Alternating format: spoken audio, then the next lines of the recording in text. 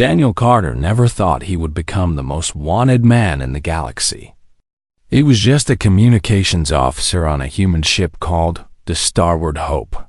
His job was simple. He sent messages, translated signals, and made sure humans could talk to aliens without any problems. He was good at his work. Everyone trusted him, but one mistake changed everything. It happened on a small moon called Kasara. This moon belonged to no one. It was a neutral place where humans and aliens could meet safely. The Volanthi Empire had asked for this meeting. They were powerful aliens who controlled hundreds of planets. Their skin glowed with soft light, and they stood much taller than humans. They had ruled their part of space for thousands of years. The meeting was supposed to bring peace. Humans had only been exploring space for a few hundred years. They were new to this part of the galaxy, and they needed friends. The Volanthi could be those friends, or they could be enemies. Everything depended on this meeting going well. Daniel sat at his console in the ship, while the diplomats talked on the moon below. His captain, a woman named Laura Bennett, was down there with the human team. Daniel watched the data flowing across his screens. Everything looked normal. The talks were going well. Then something strange happened. A signal came through his console. It was in the Volanthi language, but the words were jumbled. Daniel tried to translate it. He typed quickly, entering codes to clean up the message. But his fingers hit the wrong keys. He did not notice the error. The system accepted his input and sent a response. That response was supposed to be a simple greeting. It was supposed to say that the humans were happy to meet the Volanthi. But the translation was wrong. One small mistake in the code changed everything. Instead of a greeting, the ship's computer understood it as a weapons command. The defensive systems came online. Plasma cannons fired at the Volanthi guards who stood outside the meeting hall. Daniel heard screaming through the communication channel. He heard Captain Bennett shouting for everyone to stop. But the damage was already done. 17 Volanthi guards died in seconds. Their violet blood spread across the white marble floor. And among the dead was someone very important. Princess Aleth, the only daughter of Queen Sirith, had been standing with the guards. She was young by Volanthi standards, barely 200 years old. She had come to the meeting to learn about diplomacy. She had been excited to meet the humans. Now she was dead. Daniel sat frozen at his console. His hands would not move. His mind could not accept what had just happened. He had killed people. He had killed the alien princess. This was not supposed to happen. It was an accident. It was a mistake. But none of that mattered now. The Volanthi queen entered the meeting hall. She was tall and terrible, her glowing skin flashing with colors that showed her rage and grief. She looked down at her daughter's body and let out a sound that was not quite a scream. It was deeper than that, more painful. It was the sound of a mother losing her only child. Then she turned to the humans. The human diplomats tried to explain. They said it was an accident. They begged for understanding. But Queen Sirith did not want to hear their words. Her eyes found the nearest screen, and somehow she knew. She knew where the signal had come from. She knew who was responsible. Her voice echoed through every speaker on the human ship. Daniel heard it clearly. "You," she said. "The one who sent the signal. I see you. I know what you have done. You have taken from me the only thing I loved. My daughter is dead because of your hands." Daniel could not speak. He could not move. The queen continued. "I make you this promise before all the stars. You will be found. You will be hunted across every planet and through every shadow. For as long as I live, there will be no place in this universe where you can hide. No corner of space will give you peace. I will find you, and I will have my justice." The human team barely escaped from the moon. Fighting broke out immediately as Volanthi soldiers tried to capture them. Captain Bennett grabbed a weapon and fought her way back to the shuttle. She lost 3 good people during that escape. When she reached the ship, she found Daniel still sitting at his console. He was staring at his hands. There were burn marks on his palms from where he had grabbed a hot cable during the chaos. He did not seem to feel the pain. Bennett pulled him to his feet. She looked into his eyes and saw that he was broken inside. But there was no time for comfort. The Volanthi ships were coming. They would destroy the Starboard Hope and everyone on board. Daniel, she said firmly, listen to me. You need to run. He shook his head slowly. I killed him. I killed her daughter. Bennett grabbed his shoulders and shook him hard. Yes, she said. You made a mistake, and people died. That is true. But if you stay here, you will die too. And then your death will mean nothing. The Volanthi will still attack humanity. They will still want revenge. The only thing that will change is that you will be dead. She pushed him toward the escape pods. Get in. I am giving you a head start. Run as far as you can. Change your name. Hide your face. Do whatever you need to do to survive. Daniel looked at her with empty eyes. Why are you helping me? Because you did not mean to do this, Bennett said. Because you are a good person who made a terrible mistake. And because I need you to live with what you have done. That is your punishment, Daniel? You have to keep living. She pushed him into the pod and sealed the door. The last thing Daniel saw was her face through the small window. She looked tired and sad and angry all at once. Then the pod launched, and Daniel was alone in the cold darkness of space. He drifted for 3 days before a cargo ship found him. The crew did not ask questions. They gave him food and water and dropped him at the nearest station. Daniel used his emergency credits to buy new clothes and a fake identity card. He was no longer Daniel Carter. He was just another face in the crowd, another refugee running from something he could not escape. The guilt followed him like a shadow. Every time he closed his eyes, he saw the violet blood on the marble floor. He heard the Queen's voice promising to find him. He knew she would keep that promise.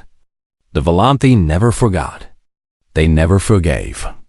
He had taken their princess, and they would hunt him until the end of time. So Daniel did the only thing he could do. He ran. 5 years passed like a slow death.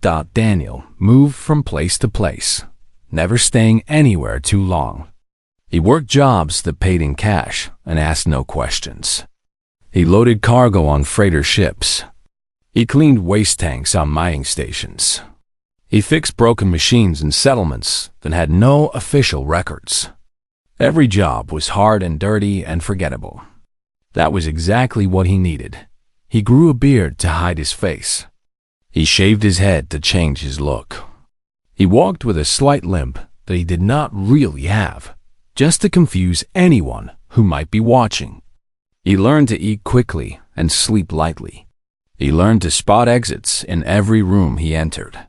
He learned to trust no one, but the Volanthi never stopped looking for him. Queen Sirith had sent her best hunters after Daniel. They were called the Pale Shadows, and they were the most feared warriors in the Volanthi Empire. Their skin was so pale it was almost white, and they moved without making any sound. They had been hunting criminals and enemies for centuries.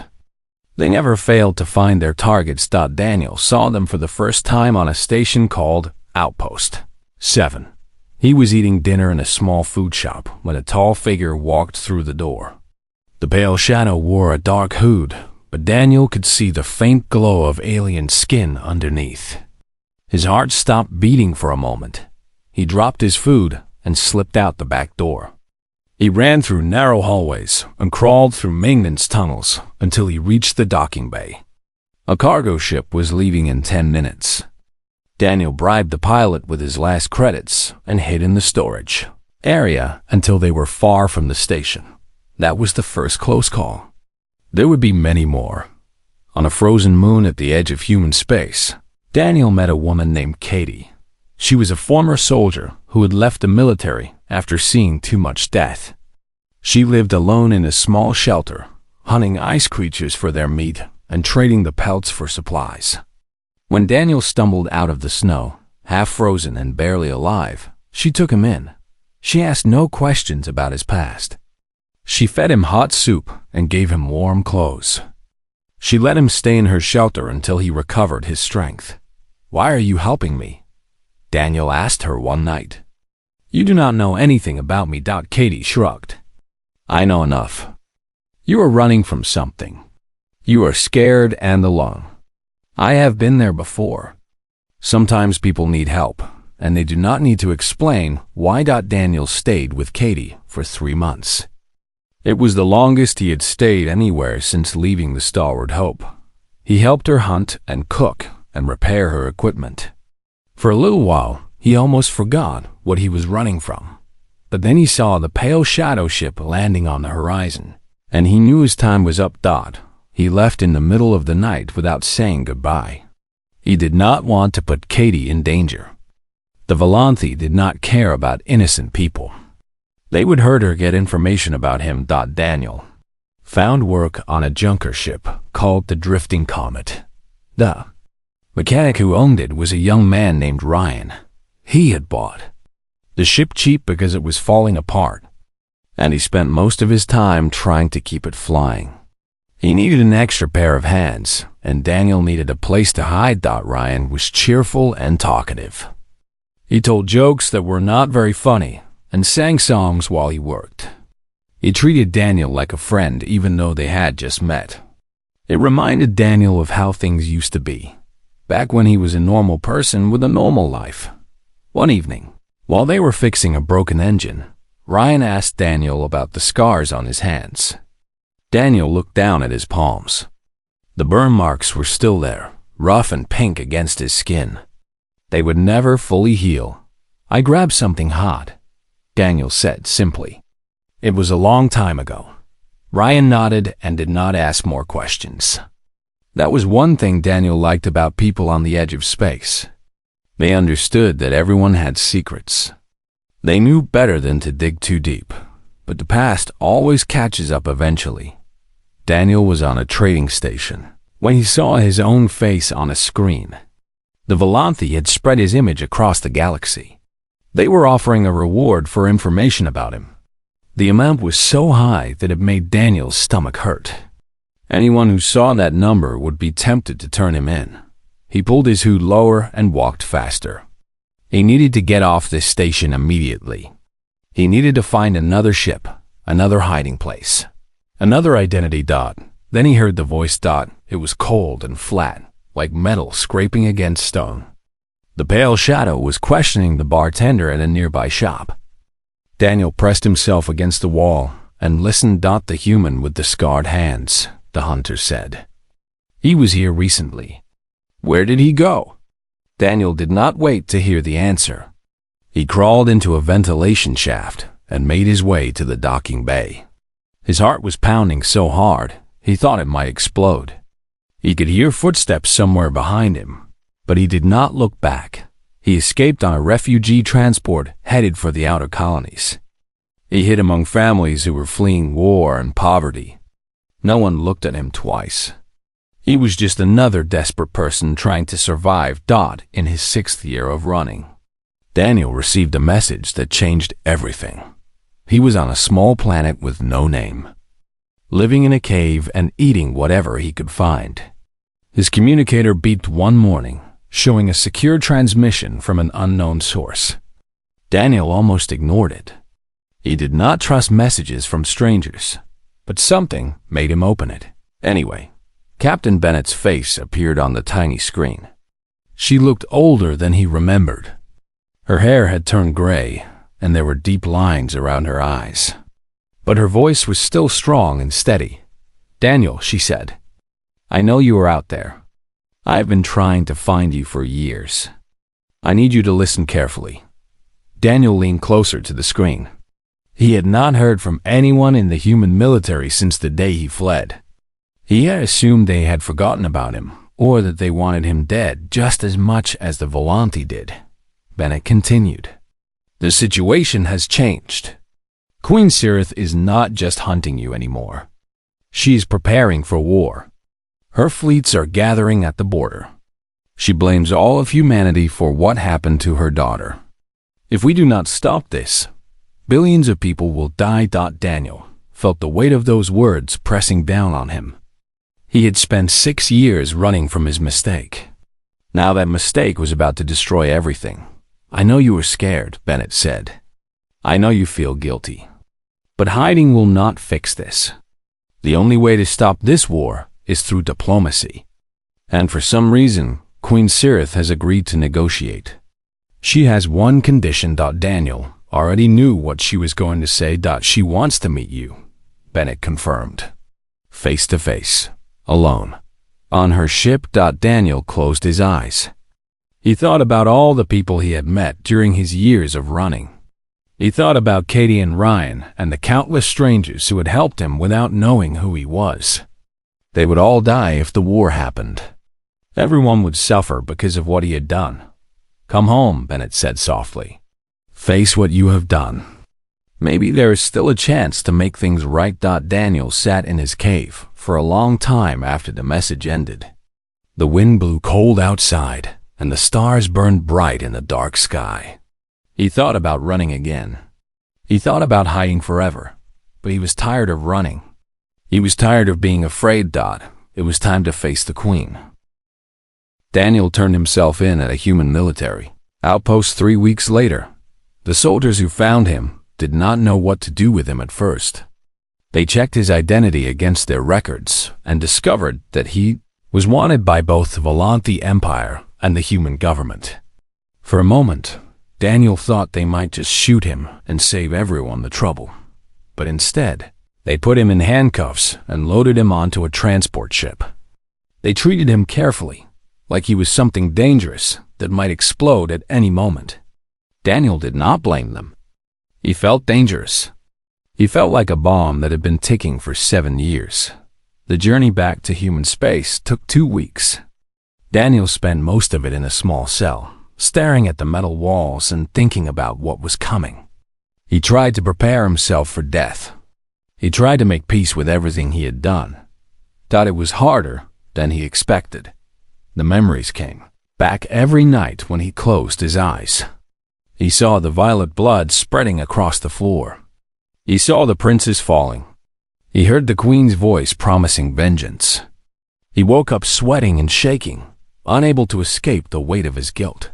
When the ship finally arrived at the human capital station, Daniel was taken to a secure building and placed in a waiting room. 2 guards stood by the door, watching him with careful eyes.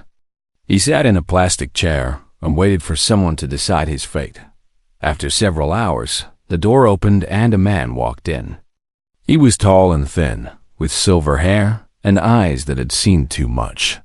He wore the uniform of a high-ranking military officer. The name on his chest said Admiral Kevin Price. So you are Daniel Carter, the Admiral said. He pulled up a chair and sat across from Daniel.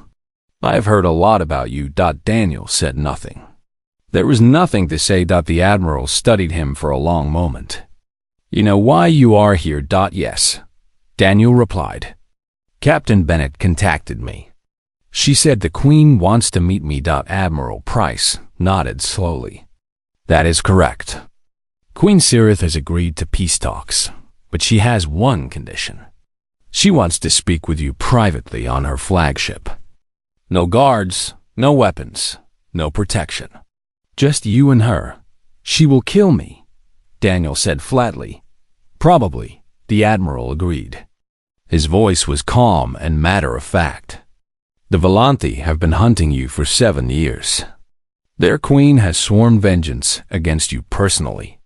If you go to that meeting, there's a very good chance you will not come back alive. Daniel looked down at his scarred hands. Then why are you sending me? Admiral Price leaned forward in his chair. Because we have no other choice. Our fleet is outnumbered 3-1. The Volanthe have better weapons, better ships, and more soldiers than we could ever hope to match. If this war happens, we will lose. Humanity will be destroyed. He paused to let those words sink in. You made a mistake 7 years ago, the Admiral continued. A terrible mistake that killed innocent people and started this whole mess. I am not going to pretend that what you did was acceptable. I am not going to tell you that everything will be fine. But right now, you are the only person who can stop this war. Queen Cirith will not negotiate with anyone else. She wants you. Daniel felt something cold settle in his chest. It was fear, but it was also something else. It was acceptance. He had spent 7 years running from his guilt. Now, he finally had a chance to face it. I will go, he said quietly. Admiral Price nodded. He did not look surprised. Good. The shuttle leaves tomorrow morning. You will have tonight to prepare yourself. The Admiral stood up and walked to the door. Before he left, he turned back and looked at Daniel with something that might have been respect. For what it is worth, he said, I think you are doing the right thing. Not everyone would have the courage to face certain death. It is not courage, Daniel replied. It is just that I am tired of running. That night, Daniel sat alone in his room and wrote letters to the people who had helped him over the years. He wrote to Katie, thanking her for saving his life on that frozen moon. He wrote to Ryan, apologizing for leaving without saying goodbye. He wrote to Captain Bennett, telling her that he did not blame her for any of this. He knew the letters would probably never be delivered, but writing them made him feel better somehow. It gave him a sense of closure that he had never expected to find. The next morning, Daniel boarded a small shuttle that would take him to the Volante flagship. The pilot was a young woman with nervous eyes. She clearly did not want this assignment, but she did not complain. She just flew the ship in silence while Daniel sat in the passenger seat and watched the stars go by. The journey took 3 days. Daniel spent most of it thinking about his life and all the choices that had led him to this moment. He thought about his parents, who had died years ago without knowing what their son had become. He thought about his friends from the academy, who probably assumed he was dead by now. He thought about all the things he would never get to do. When the Volante flagship appeared on the view screen, Daniel felt his breath catch in his throat. The ship was enormous, bigger than anything he had ever seen. It was shaped like a great curved blade, with lights glowing along its surface like stars trapped in metal. It was beautiful and terrifying at the same time. The shuttle pilot's voice was shaky. We are being hailed. They want you to dock at Bay 17. Daniel stood up and straightened his clothes. He was wearing simple black pants and a gray shirt. No uniform, no badges, no signs of rank. He was not a soldier anymore. He was just a man going to meet his fate. Thank you for bringing me this far, he told the pilot. You should leave as soon as I am off the ship. She nodded quickly. She did not argue. The shuttle landed in a docking bay filled with Volante soldiers. They stood in perfect rows, their glowing skin casting strange shadows on the metal walls. None of them moved as Daniel walked down the ramp. They just watched him with cold, patient eyes. A group of pale shadows waited at the end of the bay.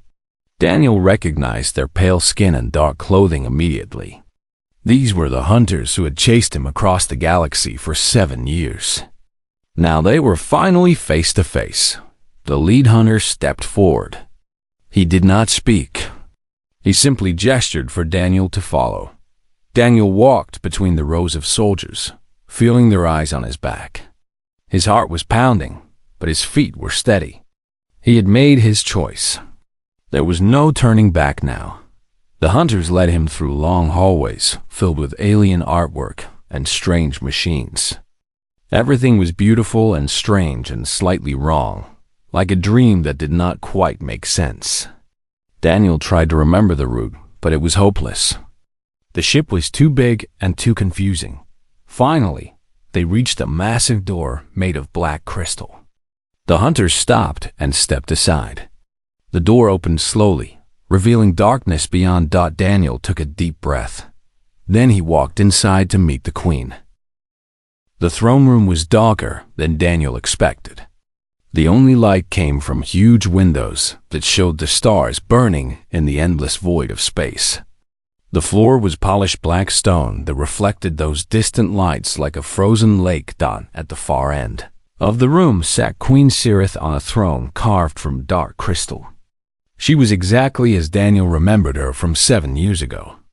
Tall and terrible, with skin that glowed softly in the darkness. Her eyes were fixed on him as he walked closer, and in those eyes he saw something he did not expect. He saw exhaustion. Daniel stopped several feet from the throne and dropped to his knees.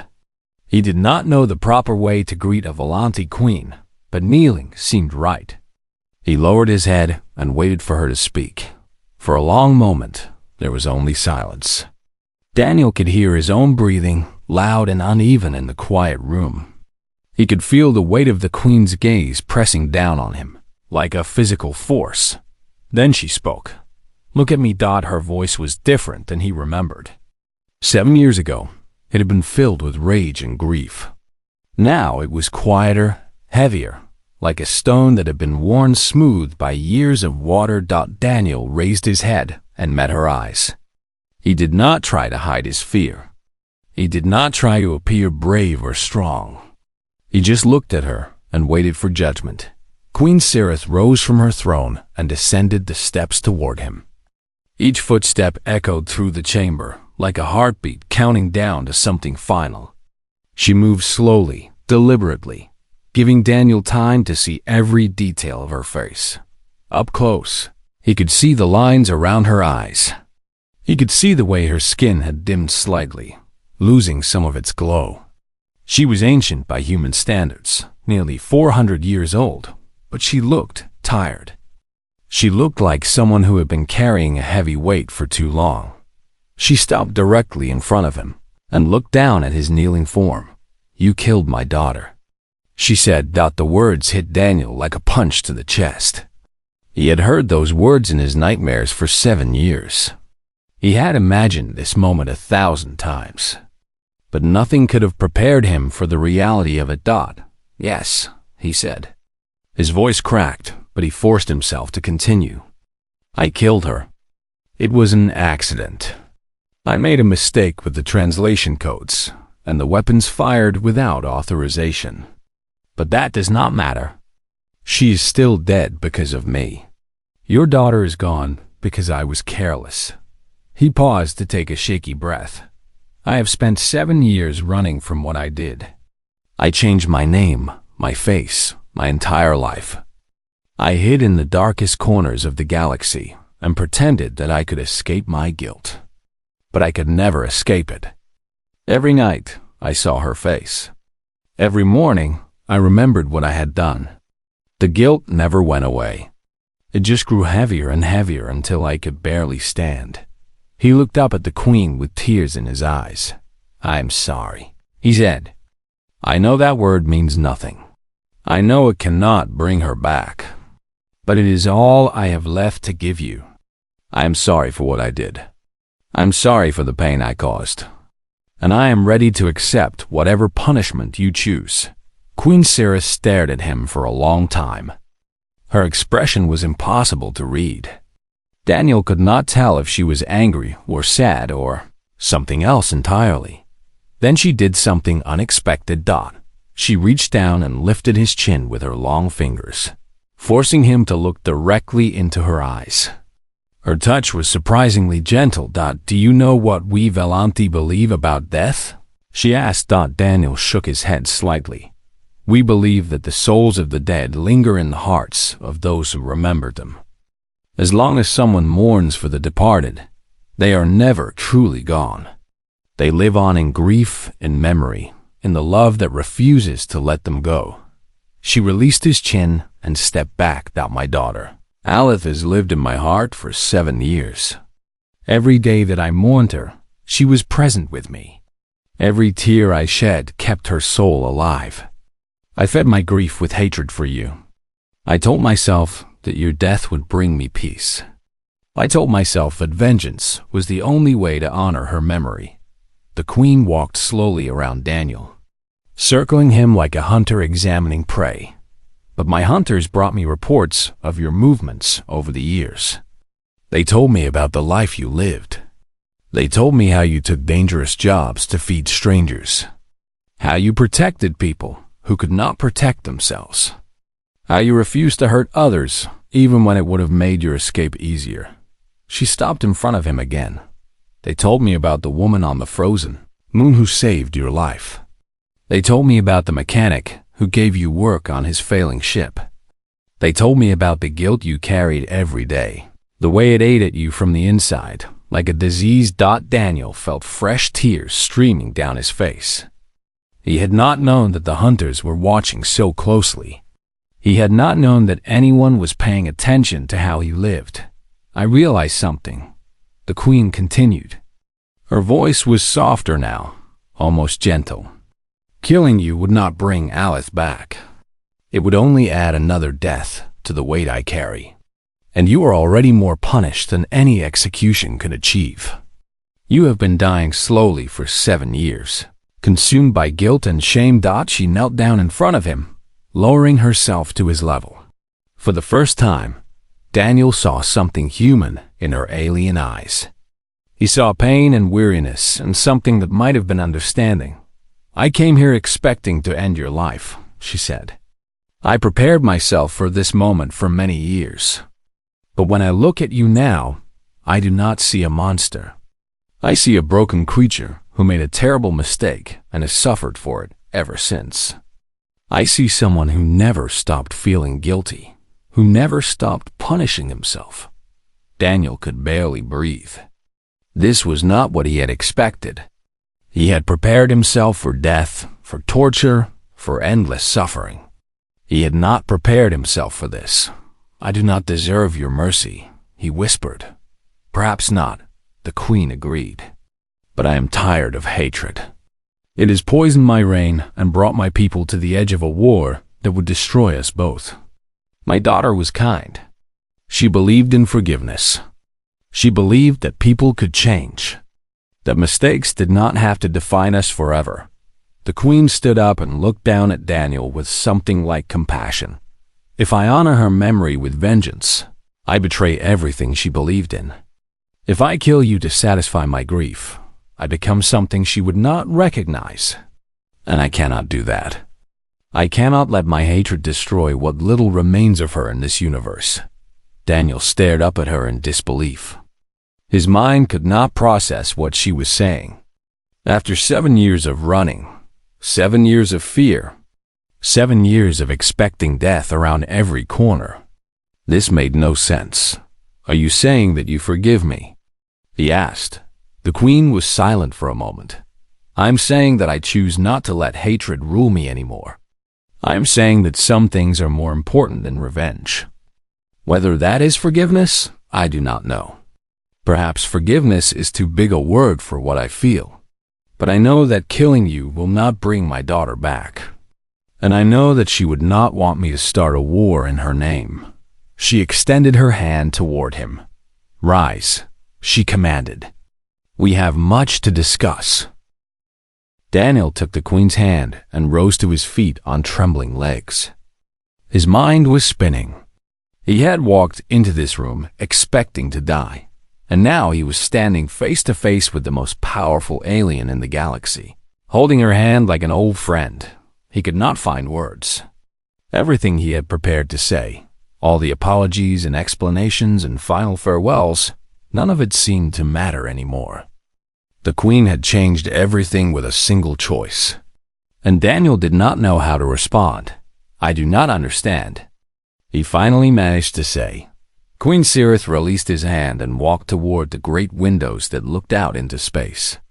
The stars reflected in her glowing skin, making her look like something more than mortal. You do not need to understand, she said.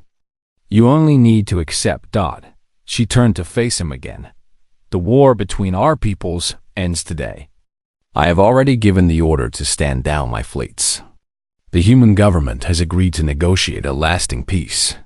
But there is one condition that I require, and it involves you. Daniel felt a chill run down his spine. What condition? You will serve as a liaison between the Volante Empire and humanity.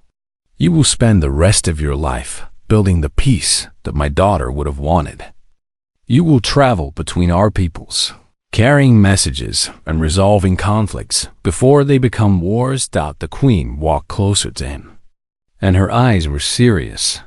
I choose you for this task because you understand the cost of failure. You have seen what one small mistake can destroy. You will never forget what hatred can do to both sides. You are the only one I trust to remember why this peace matters. Daniel shook his head slowly. Why would you trust me with something so important? I am the one who caused all this pain in the first place. Exactly, the queen replied. You will never be careless again. You will never take peace for granted. Every decision you make will be shaped by the memory of what happened on Kasara.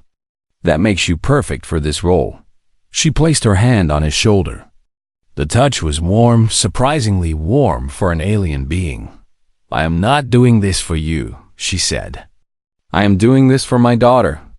Aleth believed in second chances. She believed that people could learn from their mistakes and become better. If she were here today, she would tell me to give you a chance to prove her right. Daniel felt tears streaming down his face again. He was not crying from fear anymore. He was crying because he had been given something he never expected to receive. He had been given a chance to make things right. I will not fail you, he said. His voice was steady now, stronger than it had been in years. I promise you, I will do everything in my power to build the peace your daughter would have wanted. See that you do, the queen said. Then she did something that shocked Daniel more than anything else. She smiled. It was a small smile, barely visible, but it was there. And I think she would have liked you, Daniel Carter. She always had a soft spot for broken things. The peace treaty was signed 3 days later in the same throne room where Daniel had knelt awaiting death. Diplomats from both sides gathered together, surrounded by guards and officials and recording devices. The galaxy was watching as 2 enemies became allies. Daniel stood beside Queen Sirith as the human ambassador and the Volante. High Council pressed their seals into the document. The agreement covered everything from trade routes to military boundaries to cultural exchanges. It was the most comprehensive peace treaty in the history of human space exploration. When the ceremony was complete, the delegates broke into celebration. Humans and Volante shook hands and exchanged gifts and made promises of friendship that Daniel hoped would last for generations. He stepped away from the crowd and stood by the great windows, looking out at the stars. He thought about everything he had been through to reach this moment. The running, the hiding, the fear, the guilt. All of it had led him here, to this room, to this peace. He heard footsteps behind him and turned to find Queen Sirith approaching. She stood beside him and looked out at the same stars. It is beautiful, is it not? She said. The universe does not care about our wars and our hatred. It just keeps burning, endless and eternal. Yes, Daniel agreed. It is beautiful. They stood in silence for a long moment. 2 beings from different worlds who had found an unexpected connection through tragedy. There is something I want you to know, the queen said finally. When my hunters were tracking you across the galaxy, they brought me many reports. But there was one story that stayed with me more than any other. Daniel looked at her curiously. On a frozen moon at the edge of space, a woman saved your life. You stayed with her for 3 months, and then you left without saying goodbye. Do you remember? Daniel nodded. Katie, I left because your hunters were coming. I did not want them to hurt her. The queen smiled again. My hunters found her after you left. They questioned her about your whereabouts. Do you know what she told them? Daniel shook his head. She said that you were the kindest man she had ever met. She said that you worked hard, asked for nothing, and always put others before yourself. She said that, whatever you were running from, you did not deserve to be hunted. The queen turned to face Daniel directly. That was when I started to doubt my hatred. That was when I began to wonder if vengeance was truly the answer. A woman who barely knew you was willing to defend you to the most dangerous hunters in the galaxy. There must be something good in you worth protecting. Daniel felt a lump form in his throat. He had never known what happened to Katie after he left. He had always worried that the Volanthe had hurt her because of him. Is she safe? He asked. She is fine, the Queen assured him. My hunters did not harm her. They simply asked their questions and left. Daniel closed his eyes and felt a wave of relief wash over him. At least one good thing had come from all this darkness. The celebration continued around them. But Daniel and the Queen remained by the window, watching the stars. What will you do now? She asked. Daniel thought about the question. For 7 years, his only goal had been survival. Running from one hiding place to the next, always looking over his shoulder, always waiting for death to find him. Now, for the first time, he had a future. I will do what you asked, he said. I will build the peace your daughter would have wanted. I will travel between our peoples and help them understand each other. I will spend the rest of my life making sure that nothing like Kisara ever happens again. The Queen nodded with approval. Good. That is exactly what I wanted to hear. She turned to leave, then stopped and looked back at him. One more thing, she said. My daughter kept a journal throughout her life. In one of her final entries, she wrote about the upcoming meeting with the humans. She was excited and nervous and full of hope. She wrote that she believed in the goodness of all beings, even those who seemed different or frightening. The Queen's voice grew soft. She wrote that she hoped to make friends among the humans. She hoped to show her mother that peace was possible between their peoples. She died before she could fulfill that hope.